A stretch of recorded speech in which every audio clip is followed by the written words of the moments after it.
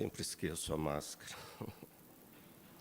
Queridos, é uma alegria estar com vocês nessa noite. Saúdo a todos com a graça e com a paz do Senhor.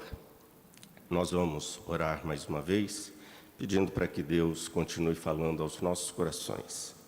Pai amado, obrigado por esse dia, pela alegria que temos de estarmos em Tua casa e também, Pai, pela expectativa que temos de, pela Tua graça, ouvirmos a Tua voz. Que aquilo que está no Teu coração, Pai, venha de encontro ao nosso coração nessa noite. Que possamos ser alimentados por Ti com o pão vivo dos céus. Usa-nos como vaso de barro que somos para a Tua glória. Nós nos colocamos aqui na Tua inteira dependência. Que não saiamos daqui, ó Pai, sem receber de Ti o alimento que tanto precisamos. É a oração que Te fazemos em o nome de Jesus. Amém.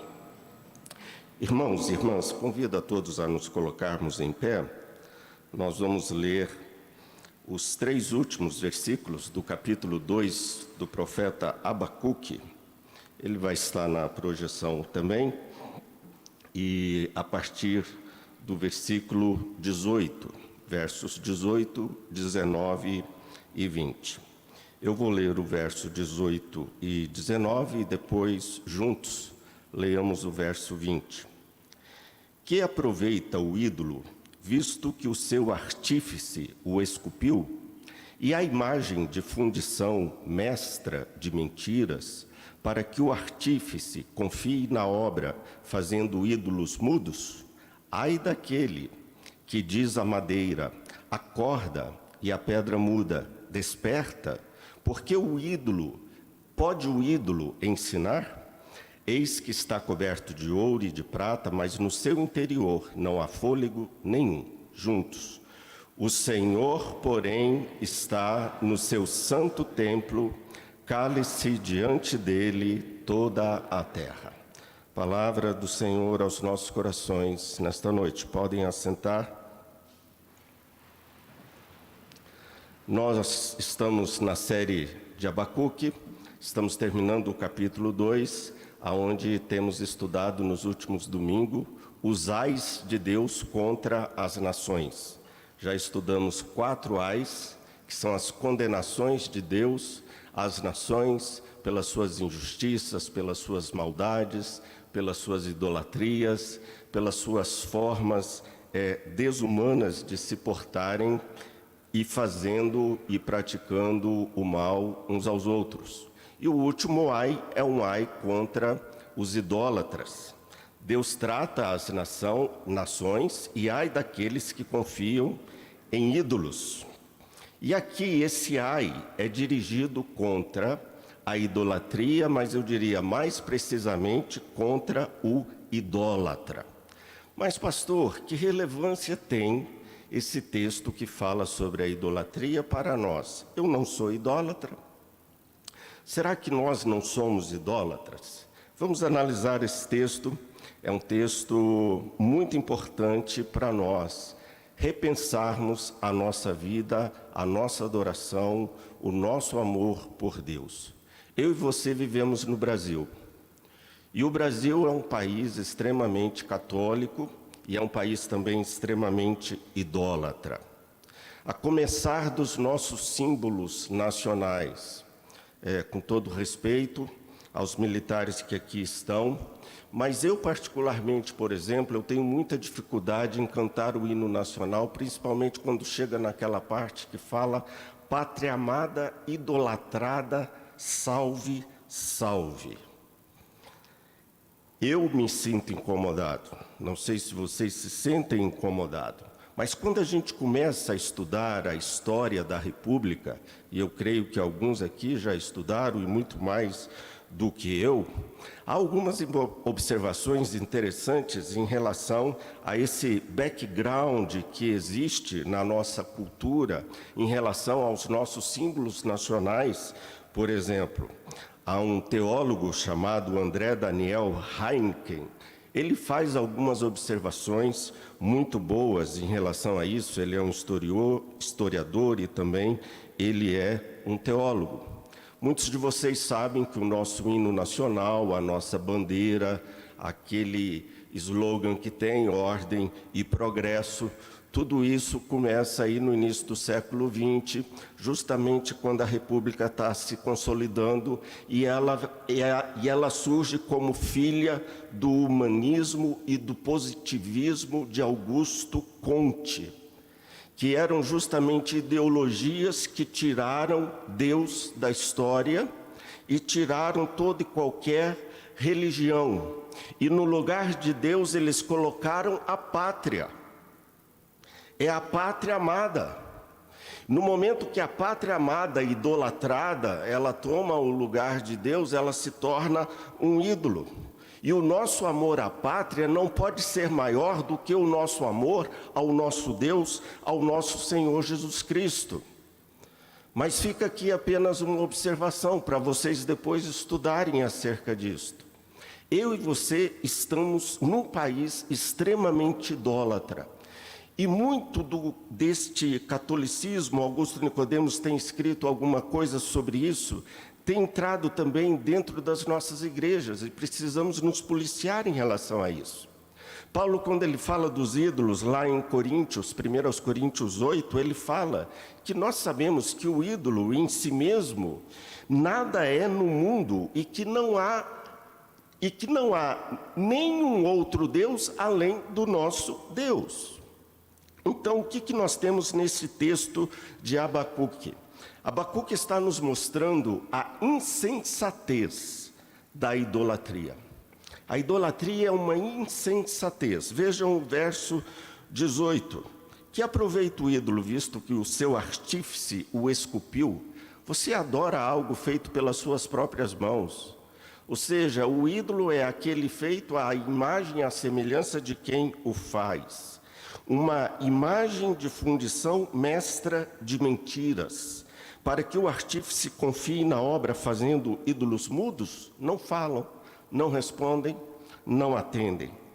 A idolatria, Abacuque, Deus está mostrando para Abacuque, para as nações, que a idolatria é um absurdo e o idólatra é um insensato. O ídolo apenas é um engodo, é uma mentira. E o ídolo, ele simplesmente é um transmissor de um erro espiritual. E falo o que vou falar aqui, obviamente que com todo cuidado. João Calvino, ele era um homem de Deus, sem dúvida alguma, escreveu muitas coisas que hoje os teólogos que vieram depois dele, e bebemos também em Calvino, mas muitas coisas Calvino disse que não eram bem daquele jeito. Mas, obviamente, que não tira e não mancha o brilho desse grande teólogo genebrino, que nessa data nós estamos também festejando os 503 anos da Reforma. Calvino, ele tem um comentário sobre o livro de Abacuque. E no seu livro de Abacuque, Calvino, ele coloca que os ídolos, eles seduzem os mais simples. Muitos teólogos têm feito algumas observações sobre este ponto de vista de Calvino. A gente sabe que isto não procede, obviamente. Tem muita gente simples, analfabeta, que não é idólatra. Tem muita gente simples, analfabeta sem muita cultura, que adora de fato e de verdade o único Deus. Porque qual é o problema? O problema da idolatria não tem a ver com a pessoa ser intelectual ou não, ser simples ou não, porque hoje nós temos, por exemplo, vários PhDs, teólogos com PhDs que são verdadeiros idólatras. O problema é espiritual, o problema não é intelectual, o problema está no coração do homem. Aí nisso, Calvino acerta quando ele vai dizer que o nosso coração é uma fábrica de ídolos. A idolatria, ela tem um aspecto interessante, porque a idolatria é algo extremamente impessoal. E por que a idolatria é algo impessoal? Quando nós lemos o Salmo 115, versículo 8, o salmista nos diz: tornem-se semelhantes a eles, os ídolos, os que os fazem e quantos neles confiam. O salmista está dizendo que nós nos assemelhamos aos ídolos que nós adoramos. Olha que coisa interessante. E também um outro salmo, Salmo 135, 18, nos diz: como eles se tornam os que os fazem, e todos os que nele confiam. Nós nos tornamos reflexo, imagem daquilo que nós adoramos. Nós refletimos aquilo que nós reverenciamos. No caso da idolatria, a idolatria ela coisifica o ser humano, porque o ser humano se torna aquilo que ele adora. Se é uma pedra, é uma coisa. Se é um pedaço de pau, é uma coisa. A idolatria, portanto, ela nos despersonaliza enquanto seres humanos, porque nós, queridos, fomos criados à imagem e à semelhança de Deus. O que eu e você deveríamos refletir é a imagem de Deus, não é a imagem de nenhum outro ser, de nenhuma outra criatura. Por que muitas vezes nós não refletimos a imagem de Deus no mundo onde nós estamos? Porque o nosso coração não está completamente voltado para Deus, reverenciando Deus, amando a Deus sobre tudo e sobre todas as coisas. Nós refletimos aquilo que amamos, refletimos aquilo que nós reverenciamos. Há um teólogo, C.K. Bill, que escreveu um livro maravilhoso chamado Você se torna aquilo que você adora. E ele nos diz que o indivíduo se assemelha ao que ele reverencia, quer para a sua ruína, quer para a sua restauração. Agostinho, ele costumava dizer: você quer conhecer um homem, procure saber aquilo que ele ama. Nós somos aquilo que nós amamos. Eu poderia parafrasear Agostinho: você quer conhecer quem é o Deus daquele homem? Veja quem ele reverencia. Se ele adora a pedra, uma coisa, o adorador vai refletir o que uma pedra é, algo semelhante a uma coisa. John Frame, um grande teólogo de Westminster, escreveu um livro fantástico chamado A Doutrina da Vida Cristã. E nesse livro ele fala que as pessoas se tornam como deuses aos quais adoram. E a adoração aos ídolos nos tornam impessoais. Sabe por quê, irmãos? Porque a idolatria é a manifestação de um relacionamento. Se eu adoro a coisa, eu vou estar me reduzindo à coisa que eu adoro. É algo extremamente impessoal. É o ateísmo, ainda que travestido de religiosidade. Porque, abro parênteses aqui, peguem o ateísmo histórico materialista, por exemplo, de Karl Marx. Karl Marx ele vai reduzir toda a realidade à matéria. Karl Marx ele só muda Deus e a religião para o Estado. O Estado se torna sagrado. O Estado se põe no lugar de Deus, o Estado se torna o ídolo e o marxismo se torna uma religião. Se quiserem conhecer mais a fundo sobre isso, o nosso teólogo brasileiro, Franklin Ferreira, escreveu um livro maravilhoso, A Idolatria do Estado. O homem sempre vai colocar alguma coisa no lugar de Deus, porque o homem foi feito para a adoração. Só que a idolatria, antes dela surgir de fora, do lado de fora, a idolatria surge no coração. Calvino, ele sempre falava que o coração do ser humano é uma fábrica de ídolos. Os verdadeiros ídolos não estão fora de nós, mas estão dentro de nós. Nós os fabricamos. Tudo aquilo, amados irmãos e irmãs, que nós amamos e reverenciamos muito mais do que Deus, se torna um ídolo na nossa vida. Pode ser a sua esposa, pode ser o seu esposo, pode ser o seu filho, pode ser a sua filha, o seu trabalho, um time de futebol, os seus títulos e diplomas, sexo, drogas, dinheiro, aquilo que te controla, aquilo pelo que você é capaz de dar a sua vida, aquele objeto a partir do qual você envida todos os esforços para servi-lo, carros, o seu emprego, o seu trabalho, o seu partido político, uma ideologia, até mesmo a igreja, a sua denominação pode ser um ídolo na sua vida. E aqui eu me ponho também como um idólatra, no sentido de que todo dia eu tenho de pedir perdão a Deus por causa dos ídolos do meu coração. Sempre nós vamos, muitas vezes, colocar alguma coisa no lugar de Deus na nossa vida e não vamos buscar em primeiro lugar o reino de Deus. E idolatria é pecado, porque o pecado é a quebra da lei. E quando eu me torno um idólatra, eu estou quebrando pelo menos 2 mandamentos. O primeiro, não terás outros deuses diante de mim. E o primeiro é amar, não terás outros deuses diante de mim. E o segundo, não façam para si imagens de escultura. Porque, como diz Abacuque, um ídolo é um professor de mentiras. O ídolo é um professor de mentiras.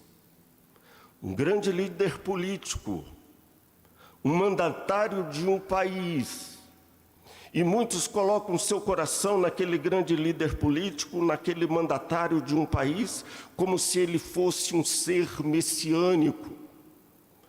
E a partir do momento que você vê aquele líder como um ser messiânico, você está colocando aquele líder no lugar de Deus, porque você acha que ele é quem vai dar solução para aquela situação. E é o que o povo aqui da Babilônia, por exemplo, estava vivenciando. Eles achavam que os seus deuses iriam lhes conceder vitória. Ídolos são uma verdadeira mentira. Quando os crentes começam a criar ídolos, Deus começa a derrubar esses postes ídolos que existem na nossa vida. Seja um partido político, seja uma igreja, seja um pastor, seja o que for. Porque os líderes os deuses ou os ídolos que não são Deus, eles falham naquilo que é mais importante: o relacionamento pessoal, um ser pessoal. É ele ter a capacidade de ver, de ouvir, de falar, de interagir, de amar, de sentir. E um ídolo não tem essas qualidades, aliás, ele não possui nenhuma delas. Deus é um ser supremo, Deus é um ser pessoal, Ele é um ser vivo. Portanto, queridos, nós vamos nos tornar pessoas quando nós adorarmos um Deus que é pessoal. E no nosso relacionamento a esse Deus pessoal, nesse processo de intimidade com Deus, nós vamos nos tornando aquilo que nós amamos, é o nosso Deus. Nos tornamos gentes, nos tornamos filhos de Deus. Como eu disse, todo ser humano foi feito para adoração. E se o ser humano foi feito para refletir a imagem e a semelhança de Deus, quando ele não reflete essa imagem, essa semelhança de Deus, ele passa a refletir qualquer outro objeto ou coisa que Deus tenha criado, menos o seu Criador. E o verso 19, então, versículo 19, Deus respondendo às indagações de Abacuque, ele diz: ai daquele que diz à madeira, acorda, e a pedra muda, desperta. Pode o ídolo ensinar? Eis que está coberto de ouro, de prata, mas no seu interior não há fôlego nenhum. Aqui é uma ironia, né? Um texto extremamente irônico. Acorda, acorda. Parece que aquele Deus está dormindo. Desperta, desperta. Isso nos lembra o quê? Os 400 profetas de Baal. Ídolos não respondem. Embora eles tenham, conforme diz Abacuque, cobertura de ouro, de prata, de marfim, seja o que for, Abacuque está nos dizendo que por dentro eles são ocos. Eles não têm nada.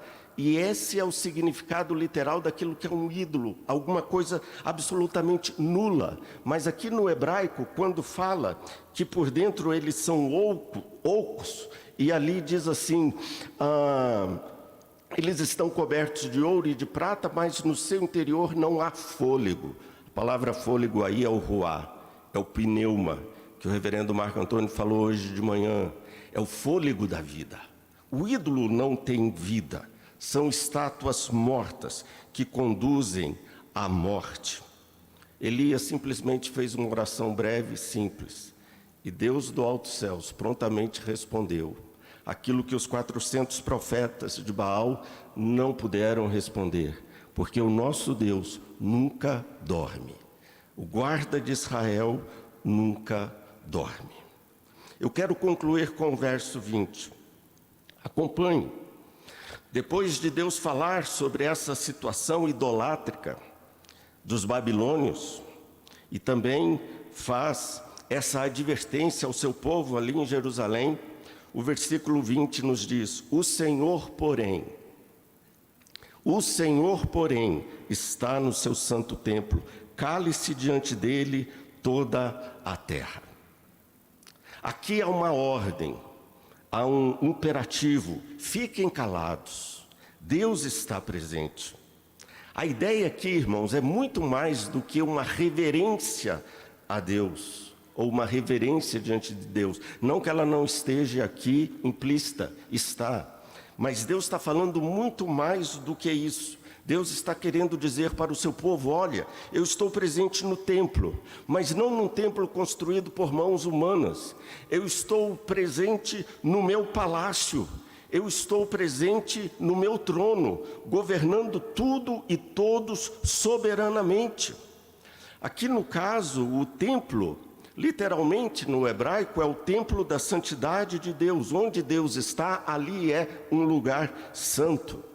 Não se trata aqui de um templo terreno feito por mãos humanas, nem do templo em Jerusalém. Essa expressão diz respeito ao domínio de Deus sobre tudo e todos, o domínio de Deus na história. É Ele que levanta impérios, é Ele que derruba impérios.